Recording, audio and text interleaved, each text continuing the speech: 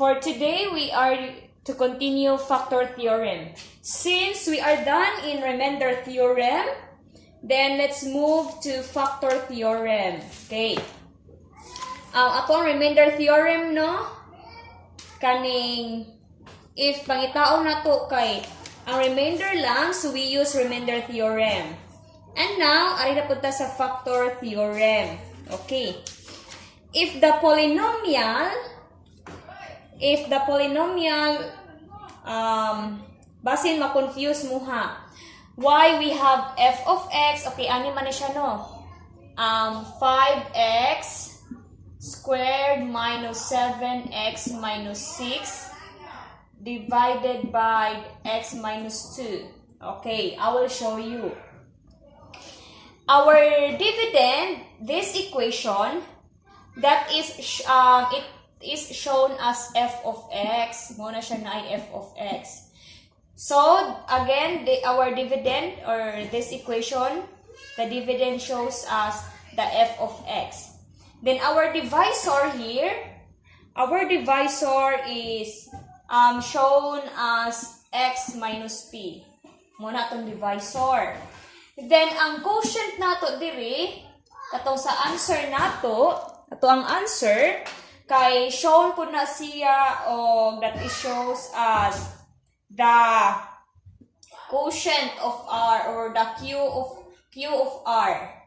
Q of R, and diba, kung naatay remainder ni plus, katong diri, sa remainder mo na itong remainder.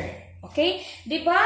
Sa remainder theorem na to, atong kuhaon kay kanira dinhi, atong remainder. Again, basin ma-confuse mo if you are confusing where did we get na nganong na ay f of x, x minus p, q of x. F of x shows us the dividend. Okay, dividend na to. Then our divisor, that is x minus p. So our p is 2, inana siya. Then our quotient is q of x, and our remainder shows us r, remainder na to. No? Then, we are done naman in remainder theorem. Makahibaw na ta kung saan pang-solve sa remainder, di ba? Remainder na to, diri. Then, in a factor theorem pod, ato ang divisor is a factor of our dividend if our remainder is 0. Okay? So again, in factor theorem, ato ang divisor is a factor of our dividend if the remainder is 0. Okay, let's try. Again, if the remainder is 0, no, so that is a factor. Factor siya sa to ang kaning polynomials. Okay. So we have here, is x minus 2 a factor of f of x equals 5x squared minus 7x minus 6. So, we are just to show the solution if x minus 2 is a factor of this polynomial, no? In remainder theorem, di ba atong ipangita si x? Just the same in a factor theorem. So, pangitaon na to si x. Okay, we equate this into 0. X minus 2 equals 0, di ba? Then, x equals transpose, that is positive 2. So, we have now x, which is 2. Then, unsa to yung next? We are going to substitute the value of x. Since we have now the value of x, which is 2, so we can substitute now the x here. So, di ba we have 5x squared minus 7x minus 6. Then, and our x is positive 2, so i-substitute na to. Again, substitute means ilisan. Atong ipuli, isub. So, we have 5. Our x is 2 squared minus 7. Then, x is 2 again, minus 6. So, 5. Unahon na itong solve si exponent. 5, what is 2 squared? That is 4, diba? Minus 7 times 2, that is 14, minus 6. 5 times 4, that is 20, minus 14, minus 6. 20 minus 14, di ba 6? Okay, so 6 minus 6 is 0. So, therefore, x minus 2 is a factor of 5x squared minus 7x minus 6. Why can we say, nga nakakaingon ta nga, x minus 2 is a factor of 5x squared minus 7x minus 6? Because the remainder is 0. Or, wala siya remainder. Or 0 ang iyang remainder. Di ba 0 man siya? If 0 gani ni, so, factor siya. If dili ni 0, it is not a factor.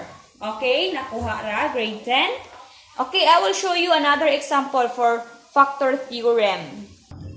In this example, and this is found in your book, page 205, sa C. Ako na yung ihatag ninyo. Bonus na ninyo, no? So, x squared minus x minus 42 divided by the x plus 6. So, we are going to check or identify if x plus 6 is a factor of x squared minus x minus 42. Okay, so we are to use the factor theorem. Again, ang saan to si factor theorem, first step sa nato is to find the value of x. We have our divisor x plus 6 now, so we equate first with 0. So our x is negative 6, or just simply the opposite niya, which is negative 6. Okay, so next, we are going to substitute the value of x. We have negative 6 squared minus negative 6 minus 42. Diba? Negative 6 squared or negative 6 times negative 6, that is positive 36. Minus negative 6 minus 42. So 36 negative times negative 6, we have positive 6, diba? Minus 42. Okay. 36 plus 6, that's 42, right? Okay, 42. Then minus 42. So 42 minus 42 is 0. So therefore, x plus 6 is a factor of x squared minus x minus 42. Okay. Last example. Our next example is 4x4 plus 6x cubed plus 11x squared plus 29x minus 13 divided by the x plus 5. So we are to check if x plus 5 is a factor of our dividend. Okay. So again, let us find first the value of x. So x plus 5 equals 0, equal to 0. Then x equals negative 5, diba? Then next is substitute the value of x. Okay, so we have now 4, x is negative 5, 4 plus 6, then negative 5, cube plus 11 times negative 5 squared, plus 29 times negative 5 minus 13. Okay, copy ra. Again, ang tanang x kay giilisan og negative 5. Next. 4. Okay. What is 5 to the power of 4? Negative 5 fourth. You can use your calculator, ha? Pwede ra, you can use your scientific calculator. So what is negative 5 fourth? That is 625. Positive na siya, 625. Plus, what is negative 5 cube? What is negative 5 cube? That is negative 125. Plus 11, what is 5 squared? That is 25. Plus, what is 29 times 5? 29 times 5 is 100. 29 times negative 5, that is negative 145 minus 13. Okay, next. 4 times 625 is 4 times 625 is 2,500. 2,500 plus what is 6 times negative 125. That is negative 750, no? Negative 750 plus, what is 11 times 25? That is 275. Plus negative 145 minus 13. Okay, next. What is 2,500 plus negative 2,500 plus negative 750. That is 1,750.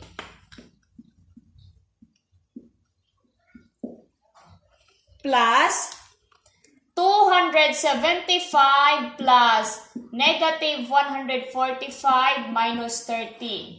So what is 1,750 plus 275?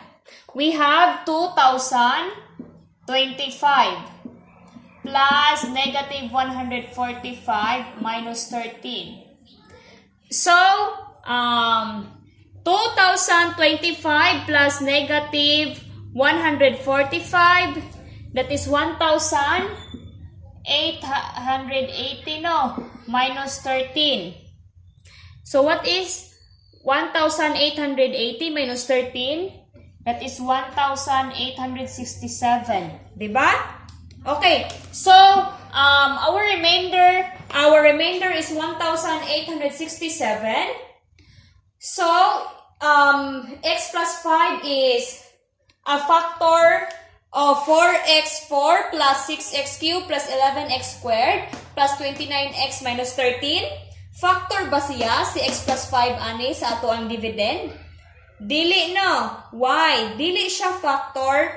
X plus 5 is not a factor because the remainder is not equal to 0. Again, factor ra siya kung atong remainder kay mo equal og 0. Okay?